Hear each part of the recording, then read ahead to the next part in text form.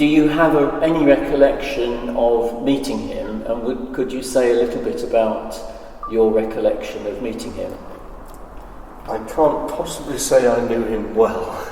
I didn't. But our paths crossed a number of times. I must say, I think the most significant single thing about meeting him, for me, was that he never spoke about art.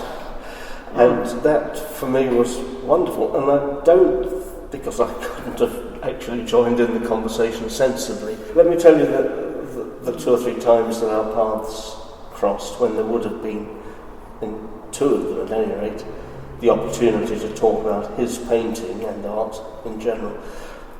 I was a friend of the Nix family, they're called N-I-X, who lived at Gannell's, in Gannell's house, which was just part of, by then, a divided up property, and Alan Davie, I'd met him there with his wife a couple of times. I think they were dinner parties or drinks or sitting around or just some, the ordinary thing.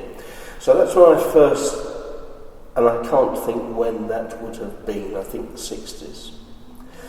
Who wasn't a recluse at all, I think, but who wasn't really part of the Hertford scene that I knew well, always, from the age of about 12. I've been interested in the social mix of Hertford and enjoying things. Now, he wasn't part of that, but he was, they were both easy chatters about everyday stuff. And so, if I'm mentioning more about everyday stuff, the other path crossing was the Hertford market on a Saturday. Have people mentioned this to you before? Because Alan and his wife were regulars. I saw them there a number of times at the close of play, as the market was very much bigger than it is today. There was a covered market and an open market, and Alan and his wife would be at the open market pulling down of stores session to get the stuff that the greengrocer didn't want to take back at the end of the day. I had the thought, and therefore I must have thought this was a little bit odd anyway. Otherwise I wouldn't have even given it a second thought.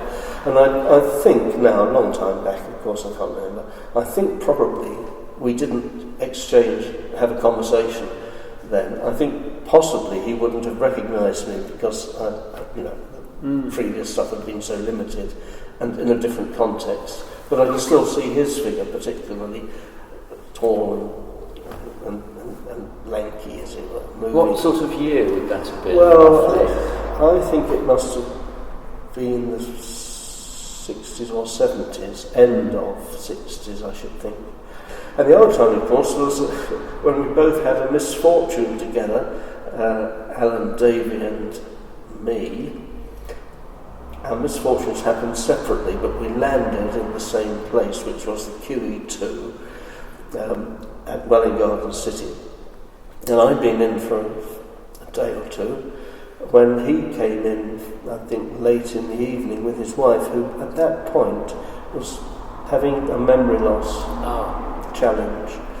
And that was very apparent. I was in one of those, you may not know the layout of the QE2, but we were together in this 4-bed cubicle. And he'd had a fall and hit his head. And I was here and he was on my right, so I can remember it clearly. And we were together, I suppose, for 4 or 5 days after his arrival. But the anguish for me, which I felt for him, was his wife had obviously been brought with him to reassure her about where he was going. But having been admitted to hospital, you've had to have a pretty big bang on the head, haven't you, rather than an A&E visit and then home, even a few years back. And she pestered him, really, cross-questioned him repeatedly, which was, I can't define the illness, but she was clearly not really aware of the difficulty he was in, taken aback and now lying horizontal. And so she stayed with him all that night. I think there was no expectation that he might peg out, so it wasn't a relation at the bedside of someone who was dying. But it was a difficult night, and her worries are repeated. At one point, they said, after I think the second general anaesthetic, had epidural to start with, it's looking good for saving the leg. And I actually didn't know my leg was up for going. And so that was news to me, that it was looking good. I only mentioned that to explain the earlier bit about me not being all that wonderfully clued up.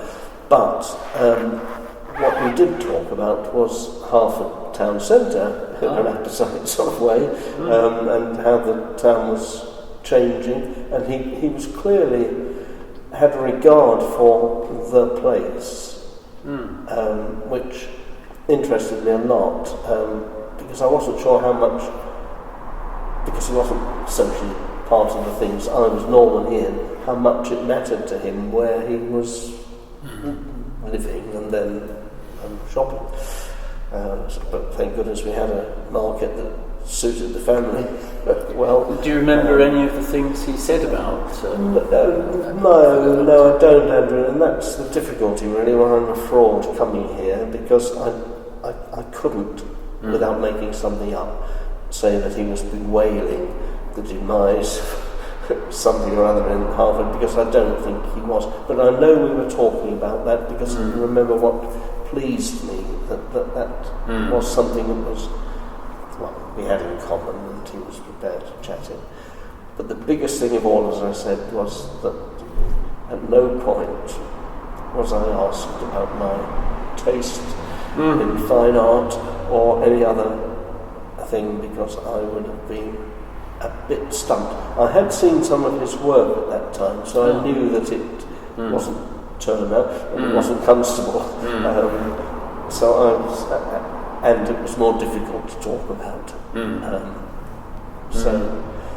But that's probably as much as I can tell you. That it is interesting, because we've also interviewed his daughter recently in Dorking, and certainly Kate has always said that he always wanted a permanent display of his works in Hertford, and he had expressed to her an interest in that, and so it's what you're saying. The sentiment is very consistent with that. Yes.